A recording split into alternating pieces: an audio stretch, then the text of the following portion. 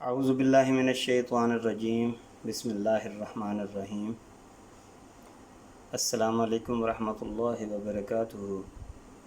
میرے عزیز طالب علم ساتھیوں،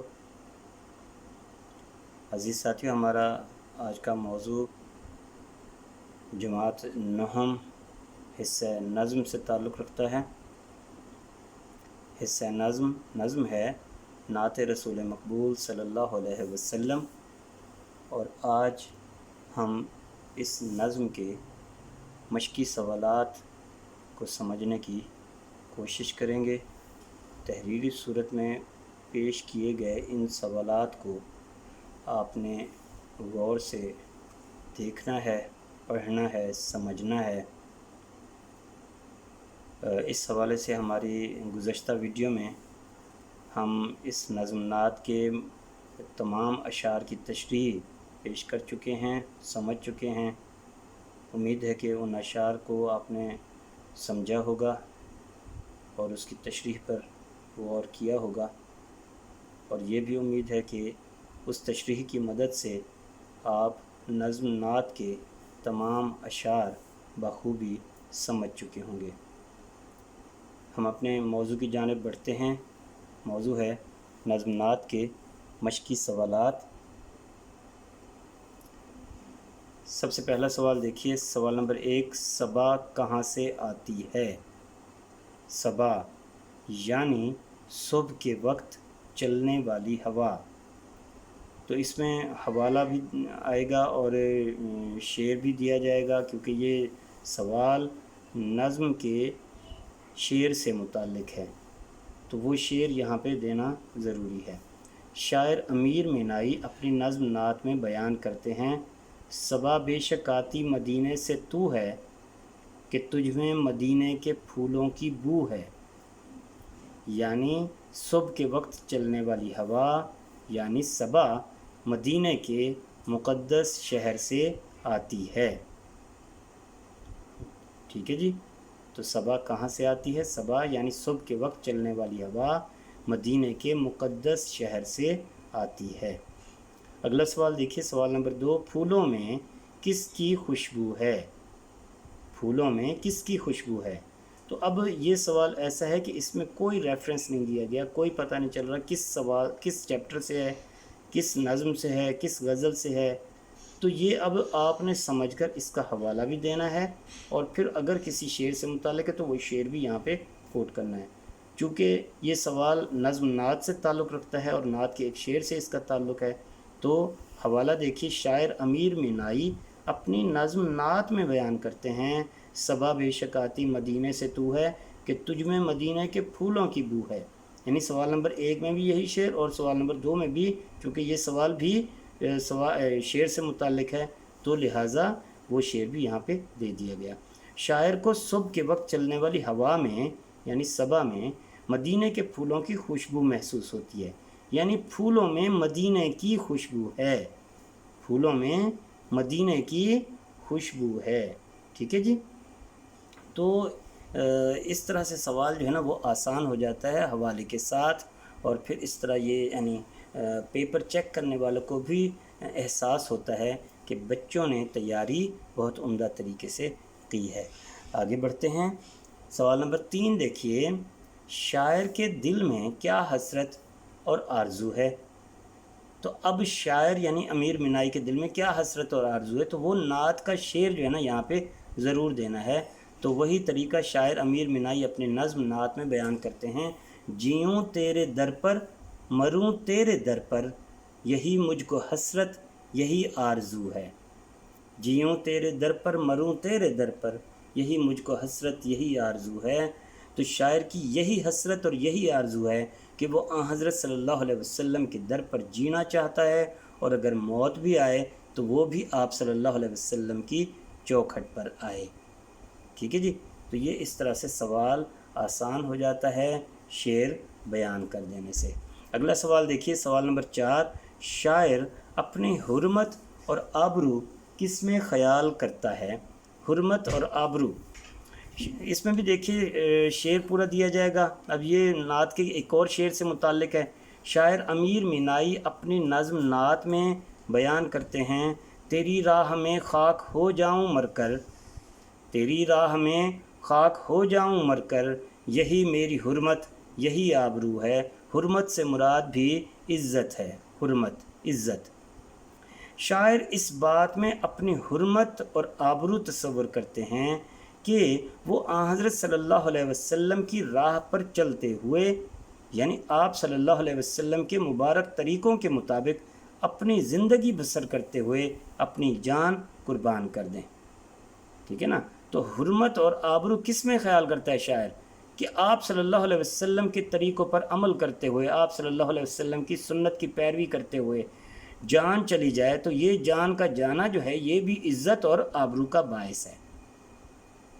ٹھیک ہے جی؟ تو شاعر اس بات میں اپنی حرمت اور آبرو تصور کرتے ہیں کہ آن حضرت صلی اللہ علیہ وسلم کی راہ پر چلتے ہوئے، یعنی آپ صلی اللہ علیہ وسلم کے مبارک طریقوں کے مطابق اپنی زندگی بسر کرتے ہوئے اپنی جان قربان کر دیں۔ آگے بڑھتے ہیں، سوال نمبر 5 دیکھیے، طوطی و بلبل کس کا ذکر کرتے ہیں؟ تو عزیز ساتھیوں، ہم پہلے ہی بتا چکے، طوطی ایک خوبصورت سا چھوٹا سا پرندہ ہوتا ہے جو انتہائی خوش الحان ہوتا ہے، یعنی اس کی آواز بہت سریلی ہوتی ہے۔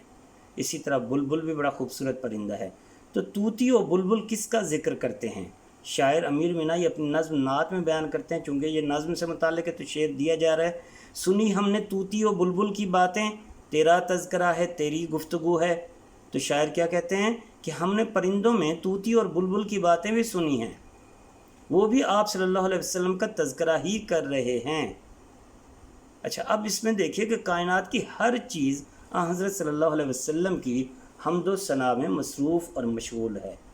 ایسے میں یہ دو پرندے یعنی طوطی اور بلبل بھی آپ صلی اللہ علیہ وسلم کی حمد و ثنا کرتے دکھائی دیتے ہیں، اور شاعر کو یوں محسوس ہوتا ہے کہ یہ جیسے باتیں کر رہے ہوں آپ صلی اللہ علیہ وسلم کی، اور آپ صلی اللہ علیہ وسلم کی تعریف کر رہے ہوں یہ پرندے۔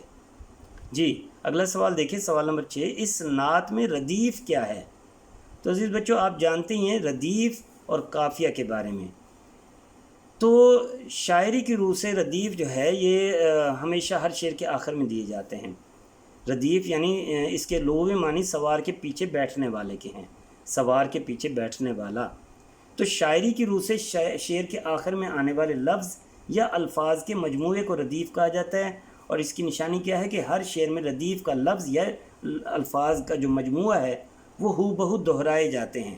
بعض اوقات یہ ایک ہی لفظ ہوتا ہے ردیف، اور بعض اوقات یہ 2 یا 3 الفاظ کا مجموعہ بھی ہو سکتا ہے، اور یہ ہر شعر کے آخر میں، دوسرے مصرے کے آخر میں ہو بہو دہرائے جاتے ہیں، یہ ردیف ہیں۔ تو نظم نعت میں جو ردیف ہے وہ ہے یہ ایک ہی لفظ ہے، اور یہ ہر شعر کے آخر میں ہو بہو دہرایا گیا ہے، یعنی سنی ہم نے طوطی و بلبل کی باتیں، تیرا تذکرہ ہے تیری گفتگو ہے، تیری راہ میں چلیں بہرحال یہ اس طرح سے اشعار ہیں، جیوں تیرے در پر مروں تیرے در پر، یہی مجھ کو حسرت یہی آرزو ہے، تیری راہ میں خاک ہو جاؤں مر کر، یہی میری حرمت یہی آبرو ہے۔ تو ہے جو آ رہا ہے یہ ردیف ہے۔ ٹھیک ہے جی؟ تو آگے بڑھتے ہیں، آگے اگلے سوال کی جانب۔ سوال نمبر 7 دیکھیے، اس نعت کے قافیے کون کون سے ہیں؟ تو قافیے کے بارے میں آپ جانتے ہیں کہ ہم آواز الفاظ کو قافیہ کہا جاتا ہے۔ شعر کے آخر میں آنے والے ہم آواز الفاظ کو قافیہ کہا جاتا ہے۔ تو نظم نعت میں استعمال ہونے والے قافیے درج ذیل ہیں، یعنی تو، بو، گفتگو، آرزو، چار سو، آبرو، تیرا تذکرہ ہے تیری گفتگو ہے، تو گفتگو اس میں قافیہ ہے۔ اسی طرح جو ہے نا نعت میں اور شعر دیکھیں، جو بے داغ لالا ہے، جو بے خار گل ہے، وہ تو ہے، وہ تو ہے، وہ تو ہے، وہ تو ہے۔ تو اسی طرح یہ تمام اشعار میں آپ دیکھیں تو اس میں آپ کو قافیے یعنی ہم آواز الفاظ مل جائیں گے، جیسے صبا بے شک آتی مدینے سے تو ہے، کہ تجھ میں مدینے کے پھولوں کی بو ہے، تو بو اس میں قافیہ، تو اور بو۔ اسی طرح اگلے شعر میں سنی ہم نے طوطی و بلبل کی باتیں، تیرا تذکرہ ہے تیری گفتگو ہے، تو گفتگو اس میں قافیہ ہے. اسی طرح یہی مجھ کو حسرت یہی آرزو ہے تو آرزو اس میں قافیہ ہے. جو یکسو ہو دل تو وہی چار سو ہے تو چار سو اس میں قافیہ ہے. اسی طرح یہی میری حرمت یہی آبرو ہے تو آبرو اس میں قافیہ ہے. پھر آگے اگلے دو اشعار میں مقام بھی تو لا مقام بھی تو ہے، اور اسی طرح وہ تو ہے وہ تو ہے وہ تو ہے وہ تو ہے تو اس میں قافیہ ہے. تو یہ تمام الفاظ جو ہم آواز ہیں یہ قافیے کہلاتے ہیں. ٹھیک ہے جی، تو اسناد کے قافیے دے دیے گئے. اگلا سوال دیکھیے، سوال نمبر 8. لالے کے بے داغ اور گل کے بے خار ہونے سے کیا مراد ہے؟ اب اس کی وضاحت جو ہے وہ تشریح میں بھی کی جا چکی ہے. جو بے داغ لالا، جو بے خار گل ہے، وہ تو ہے وہ تو ہے وہ تو ہے وہ تو ہے. یعنی نظم کا جو آخری شعر ہے اس میں اس بات کی وضاحت کی گئی ہے. لالا ایک سرخ رنگ کا بڑا سا پھول ہوتا ہے.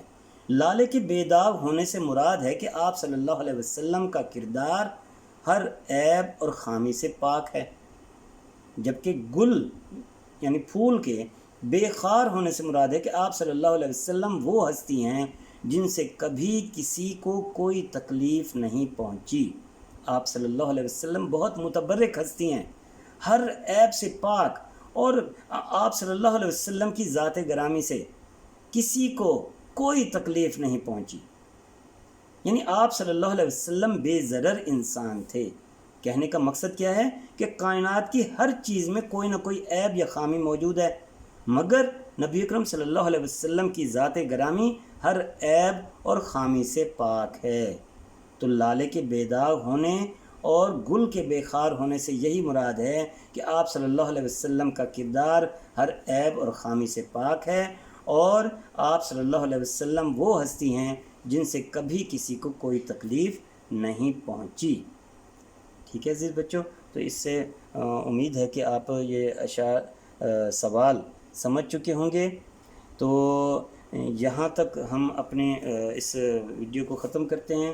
باقی جو مختصر سوالات ہیں وہ آپ خود بھی مشقی سوالات کو آپ سمجھ سکتے ہیں، اس میں کوئی اتنا خاص سمجھنے والی بات نہیں ہے. وہ تو آپ دیکھیں گے تو نظم کے ذریعے سے آپ کے لیے بہت آسان ہو جائے گا.